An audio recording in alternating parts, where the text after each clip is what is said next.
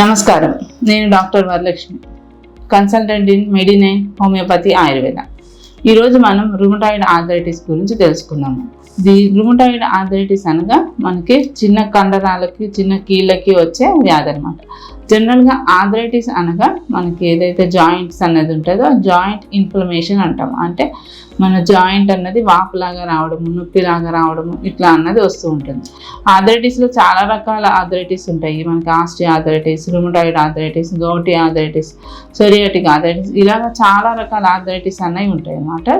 దీంట్లో మనం rheumatoid arthritis గురించి తెలుసుకుందాం. ఈ రుమటాయిడ్ ఆర్థరైటిస్ అన్నది ముందు చిన్న చిన్న కీళ్ళకి అంటే ఫింగర్ జాయింట్స్కి ఇట్లాగా అన్నది ఎక్కువగా వస్తుంటుంది. వచ్చినప్పుడు రెండు వైపులా అంటే బైలేటరల్ అంటే ఎడమ వైపు వచ్చినప్పుడు ఎడమ చేతికి మనం ఫింగర్స్ జాయింట్ పెయిన్స్ వస్తే మనకి కొన్ని రోజుల్లోనే కుడివైపు కూడా వస్తుంది. అంటే సిమిలర్గా వస్తుంటాయి, ఎడమ వైపు కుడివైపు అట్లాగా వస్తూ ఉంటాయి అన్నమాట. ఫస్ట్ చిన్న చిన్న జాయింట్స్ అన్నది వాపులాగా రావడము, జ్వరం ఉండడము, స్టిఫ్నెస్ ఉండడము, ఎర్లీ మార్నింగ్ పెయిన్స్ ఉండడము ఇట్లాగా వస్తూ ఉంటాయి లక్షణాలు. తర్వాత దీర్ఘకాలికంగా ఉన్నప్పుడు ఇవన్నీ మళ్ళీ పెద్ద జాయింట్స్కి కూడా ఎఫెక్ట్ అన్నది అవుతూ ఉంటుంది. ఇవి ఓన్లీ జాయింట్స్కే కాకుండా మిగిలిన శరీర భాగాల మీద కూడా ఈ ఎఫెక్ట్ అన్నది ఉంటుంది. ఈ రుమటాయిడ్ ఆర్థరైటిస్ అనేది ఒక ఆటో ఇమ్యూన్ డిసీజ్ అనమాట. అంటే మన వ్యాధి నిరోధక శక్తి మన శరీరం మీదనే పనిచేయడం వల్ల ఈ ప్రాబ్లమ్స్ అన్నది వస్తూ ఉంటుంది. ఇది ఎక్కువగా స్త్రీలలో కూడా ఎక్కువగానే ఉంటుంది.